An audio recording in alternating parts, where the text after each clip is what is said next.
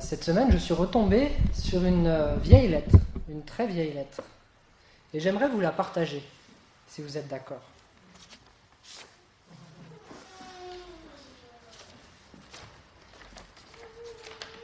Alors là, je fais style, mais en fait, la lettre, elle est écrite dans le bouquin. Mais pour faire un peu plus authentique, voilà, je l'ai mise sur un papier et tout. Bon, j'avoue, je ne l'ai pas écrite à la main. J'ai été un peu fainéant. Alors, je vous la lis. Très cher. Même si plus de temps m'était donné, je n'en aurais jamais assez pour exprimer combien vous êtes précieuse à mes yeux, ni exprimer toute la reconnaissance qui est mienne pour votre prévenance à mon égard. Les mots me manquent, mais mon cœur ressent cela avec tant d'affection qu'il bat souvent avec tendresse et joie. Voudriez-vous être mienne ? C'est peut-être présomptueux de ma part de l'espérer. Il est bien évident que c'est Dieu qui vous a donné cet aspect charmant, cette intelligence, cette sagesse, cette générosité et cette bonté, sans lesquelles votre beauté et votre esprit m'auraient certes obsédé, mais sans jamais me rendre heureux. C'est lui qui m'a ouvert votre grand cœur, un cœur qu'aucun homme, aussi grand et bon soit-il, n'aurait pu mériter. Et c'est encore Dieu, dans sa providence, qui a bien disposé les événements dans un sens favorable à mes vœux les plus chers. Quand je considère les gloires du monde céleste, j'ose à peine imaginer qu'elles ont été conçues pour moi. Mais aujourd'hui, je suis indigne de recevoir l'excellence que Dieu a placée en votre personne. Il m'est toutefois plus facile de croire qu'il m'accordera un jour le paradis, puisqu'il m'a déjà tant donné, la merveilleuse compagnie d'une personne qui me semble déjà toute prête à habiter le ciel. C'est de tout mon cœur que je vous écris ces mots. Ne les prenez pas pour des paroles de flatterie. Waouh! Ça, c'est de l'amour, hein? Et ça doit être une très vieille lettre. Parce qu'aujourd'hui, on n'écrit plus des lettres comme ça. Aujourd'hui, on aurait juste écrit un texto. Salut, ça te dit un ciné ? Smiley cœur. On s'en serait tenu là. Pourtant, quoi de mieux qu'une lettre pour exprimer ce que l'on ressent ? Lorsqu'on écrit une lettre comme celle-ci, on pense à la personne à qui l'on écrit et ce que l'on ressent pour elle, et on pèse chaque mot. On écrit même un brouillon pour pouvoir se corriger si jamais certaines idées ne sont pas exprimées de la manière la plus juste. Quoi de mieux qu'une lettre pour comprendre ce qu'une personne ressent de vous ? Enfin bref, je ne suis pas venu ce matin pour parler de ça pendant des heures. Je suis venu pour vous apporter la parole de Dieu. Et j'ai choisi pour cela une prière de Paul qui se trouve également dans une lettre. Alors je vous invite à chercher dans vos Bibles la première lettre aux Thessaloniciens, au chapitre 3 et au verset 12.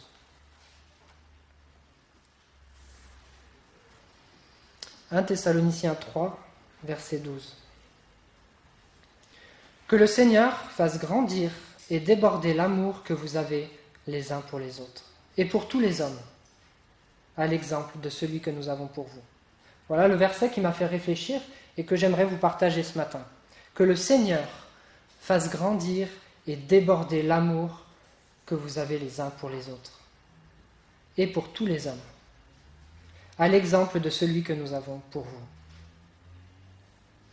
Notre amour pour les autres doit encore grandir. Il n'a pas encore atteint l'objectif voulu par Dieu.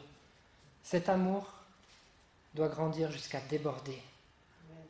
Et nous n'en sommes pas encore là. Il faut l'avouer. Alors comment aimer davantage ? Ce qui est génial avec ce verset, c'est qu'à l'intérieur même du verset, Paul nous donne une clé pour l'appliquer. Je ne sais pas si vous avez remarqué. Que le Seigneur fasse grandir et déborder l'amour que vous avez les uns pour les autres, à l'exemple de celui que nous avons pour vous. À l'exemple de l'amour que Paul et ses compagnons avaient pour les Thessaloniciens. Les Thessaloniciens qui ont lu cette lettre, et particulièrement cette phrase, Ils avaient une illustration vivante de l'amour qu'ils doivent avoir, en pensant à l'amour que Paul leur avait manifesté. Pour comprendre ce verset et le mettre en pratique, je crois donc qu'il faut aussi comprendre comment Paul aimait ces gens et comment cela se manifestait concrètement. Mais comment peut-on le savoir ? Eh bien, quoi de mieux qu'une lettre pour comprendre l'amour d'une personne pour vous ? Nous avons une trace extraordinaire de l'amour que Paul avait pour ces gens. Et c'est justement cette lettre qu'il leur adresse et que l'on trouve dans la Bible. Alors pendant que nous étudierons ce verset ce matin, nous allons faire des allers-retours dans cette lettre, à la recherche des indices qui nous montrent comment Paul mettait en pratique ce qu'il était en train de prier pour les Thessaloniciens. Et voici les 3 objectifs que l'on va se fixer pour aujourd'hui. Les 3 objectifs que l'on se fixe, c'est que notre amour vienne du Seigneur. Que cet amour grandisse et déborde, et enfin que cet amour soit pour tous les hommes. Je vais prier avant de continuer. Seigneur, nous te remercions pour cette journée, nous te remercions pour la possibilité d'étudier ta parole et de l'appliquer à nos cœurs. On te demande, Seigneur, de nous donner un cœur avide, de mettre en pratique ta parole, de la comprendre, de la retenir et de l'exercer dans notre vie quotidienne. Merci, Père, pour ta direction ce matin et pour ton esprit. Amen. Un amour qui doit venir du Seigneur. C'est le début de notre verset. Que le Seigneur fasse grandir et déborder l'amour. En fait, Paul prie le Seigneur ici, il lui demande d'agir dans la vie des Thessaloniciens, parce que c'est le Seigneur qui est la source du véritable amour. Le mot Seigneur a comme signification celui qui est propriétaire, celui à qui une chose ou une personne appartient. Nous appelons Dieu Seigneur parce que nous reconnaissons que nous lui appartenons, qu'il est le maître, qu'il dirige nos vies. Mais Dieu n'est pas que notre Seigneur.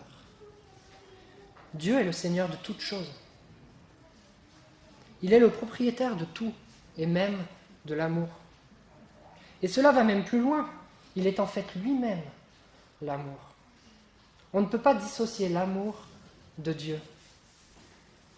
En 1 Jean 4,16, nous lisons « Dieu est amour, et celui qui demeure dans l'amour demeure en Dieu, et Dieu demeure en lui. » Les 2 choses sont indissociables. Si ce n'est pas Dieu qui nous donne l'amour pour les autres, ce n'est pas le véritable amour. C'est une copie, plus ou moins réussie, mais qui n'arrivera jamais à la cheville de l'authentique amour. Est-ce que ton amour pour les autres vient du Seigneur ? Vous savez que beaucoup de gens jugent qu'une religion est bonne si elle prône l'amour et la paix. Et en réalité, beaucoup de religions prônent l'amour et la paix. Mais pourtant, beaucoup finissent par amener toute autre chose. Elles finissent par conduire au rejet, à la haine et parfois à la guerre. Dieu, lui, ne prône pas l'amour. Dieu est amour.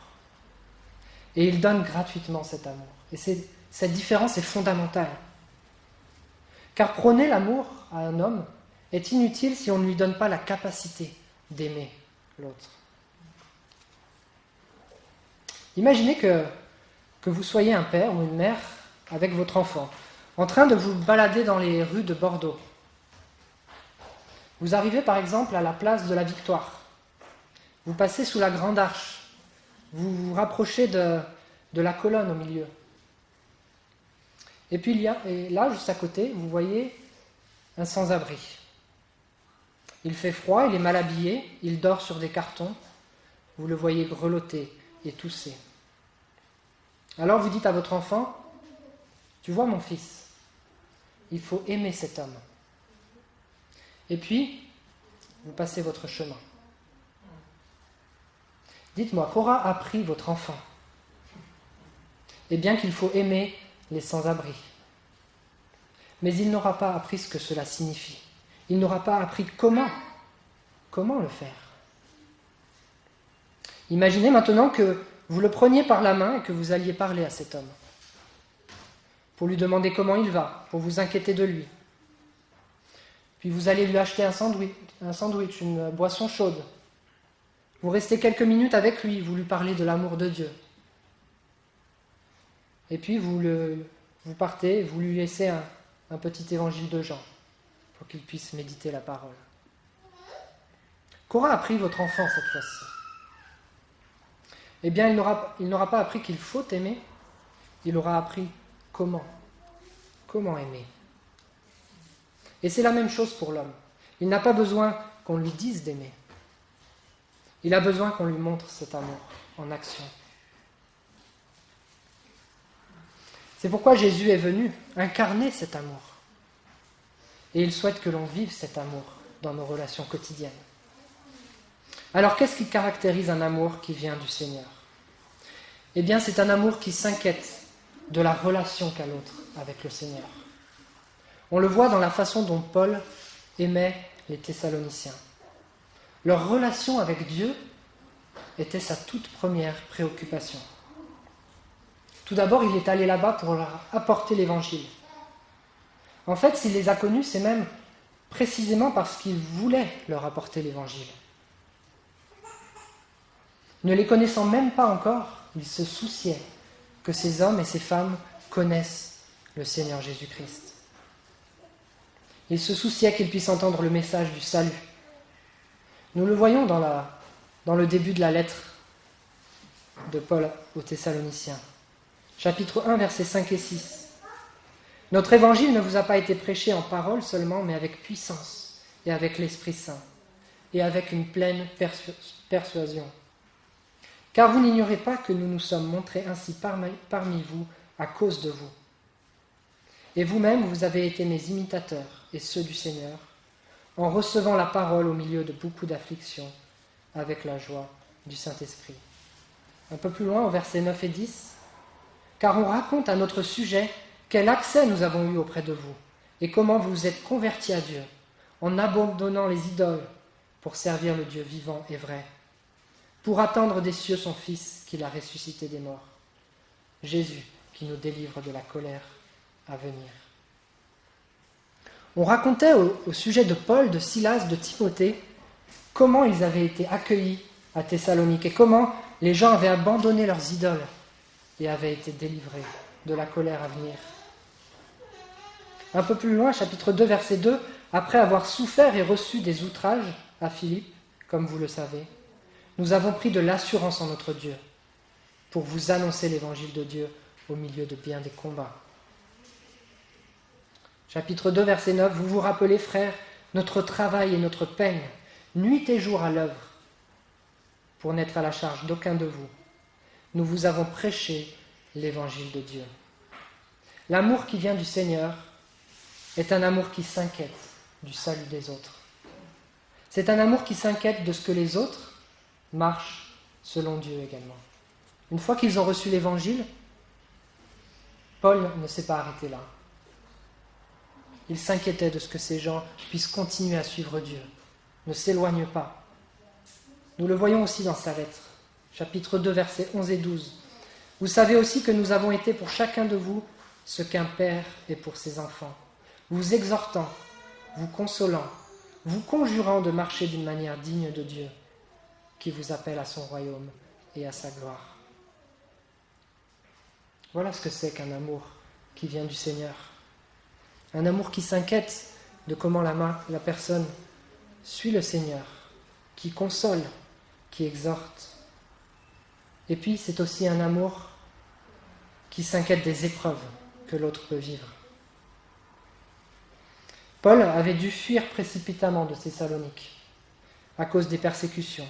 Et il s'était retrouvé éloigné de ses chrétiens. Il s'était retrouvé à Athènes avec Silas et Timothée. Mais ils avaient un tel fardeau dans leur cœur pour ces chrétiens que voici ce qu'ils écrivent au chapitre 3, versets 1 à 5. C'est pourquoi, impatients que nous étions, et nous décidant de rester seuls à Athènes, nous envoyâmes Timothée, notre frère, ministre de Dieu dans l'évangile de Christ, pour vous affermir et vous exhorter au sujet de votre foi, afin que personne ne soit ébranlé au milieu des afflictions présentes. Car vous savez vous-même que nous sommes destinés à cela. Et lorsque nous étions auprès de vous, nous vous annoncions d'avance que nous serions exposés à des afflictions, comme cela est arrivé et comme vous le savez. Ainsi, dans mon impatience, j'envoyais quelqu'un pour m'informer de votre foi, dans la crainte que le tentateur ne vous ait tenté et que nous n'ayons travaillé en vain. Il leur apporte l'Évangile, il les exhorte à marcher selon Dieu et il s'inquiète de comment ils vivent leur épreuve. Quel amour remarquable. C'est le véritable amour qui vient du Seigneur pour les autres. Alors ton amour pour les autres vient-il du Seigneur? Est-ce que tu as à cœur de les amener à l'Évangile? Est-ce que tu t'inquiètes de leur relation avec Dieu? Est-ce que tu t'inquiètes de leurs épreuves? Est-ce que tu les encourages? Est-ce que tu les consoles? Est-ce que tu cherches à savoir s'ils persévèrent dans leur foi? Vous savez comment Dieu a manifesté son amour envers nous. Alors que nous étions encore pécheurs, Christ est mort pour nous. Sa seule et unique préoccupation a été notre relation avec Dieu, qui devait être restaurée. À tel point qu'il a accepté de donner ce qu'il avait de plus cher. C'est de cet amour qu'il veut nous remplir pour ceux qui nous entourent. Que le Seigneur fasse grandir et déborder l'amour que vous avez les uns pour les autres et pour tous les hommes, à l'exemple de celui que nous avons pour vous. Alors nous avons vu que notre amour doit venir du Seigneur et ça doit être notre premier objectif. Le second, c'est que cet amour doit grandir et déborder. Paul ne prie pas uniquement pour qu'ils aient un amour qui vienne de Dieu, mais il prie que cet amour grandisse. Alors on peut se demander comment était l'amour de ces Thessaloniciens. Peut-être qu'il y avait un problème d'amour dans cette église. Peut-être que c'est pour cela qu'il prie comme cela, pour que cet amour grandisse. Regardons quelques autres versets de la lettre. 1 Thessaloniciens 1, verset 3. Nous rappelant sans cesse l'œuvre de votre foi, le travail de votre amour et la fermeté de votre espérance en notre Seigneur Jésus-Christ devant Dieu notre Père. Le travail de votre amour. On voit déjà qu'ils avaient un amour actif. Et c'est déjà un bon signe vis-à-vis de leur amour. Regardons à présent au chapitre 3, verset 6. Timothée, qui était donc parti à Thessalonique pour encourager l'Église, revient auprès de Paul et lui donne des nouvelles. Et qu'est-ce qu'il dit au chapitre 3, verset 6 ? Mais Timothée, récemment arrivé ici de chez vous, nous a donné de bonnes nouvelles de votre foi et de votre amour, et nous a dit que vous aviez toujours de nous un bon souvenir, désirant nous voir comme nous désirons aussi vous voir. Timothée apporte de bonnes nouvelles de leur amour. Paul est rassuré, il loue Dieu. Et puis un dernier passage un peu plus loin nous parle encore de l'amour des Thessaloniciens. Chapitre 4, versets 9 et 10. Pour ce qui est de l'amour fraternel, vous n'avez pas besoin qu'on vous en écrive, car vous avez vous-même appris de Dieu à vous aimer les uns les autres. Et c'est ainsi ce que vous faites envers tous les frères dans la Macédoine entière. Mais nous vous exhortons, frères, à abonder toujours plus dans cet amour. Là, c'est vraiment clair. Les Thessaloniciens étaient en fait un exemple en termes d'amour. Ils étaient remplis de cet amour. Bien sûr, ce n'était pas une église parfaite, et Paul leur écrit aussi pour régler certains problèmes, mais on ne peut pas dire que l'amour ou le manque d'amour était un problème qui caractérisait cette église. Et pourtant, ce qui est paradoxal, c'est que bien qu'ils soient remplis d'amour, Paul ne cesse de les exhorter à grandir encore dans leur amour. Chapitre 4, verset 10, la fin du verset. « Mais nous vous exhortons, frères, à abonder toujours plus dans cet amour. » Chapitre 5, verset 11. C'est pourquoi exhortez-vous réciproquement, édifiez-vous les uns les autres, comme en réalité vous le faites. Chapitre 5, verset 14. Nous vous en prions aussi, frères, avertissez ceux qui vivent dans le désordre, consolez ceux qui sont abattus, supportez les faibles et usez de patience envers tous. Paul les exhorte sans cesse à l'amour fraternel. Bien que remplie d'amour, cette Église devait encore progresser. Paul souhaite que cet amour grandisse jusqu'à déborder. Qu'en est-il de nous ? Aimer davantage est-il un objectif prioritaire dans nos vies ?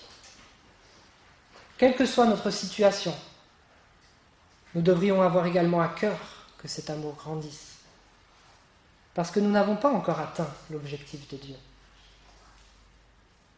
Que faisons-nous pour cela ? Eh bien, comme le prie Paul, il faut que le Seigneur lui-même nous remplisse de cet amour. Grandir dans l'amour, c'est nous approcher du Seigneur.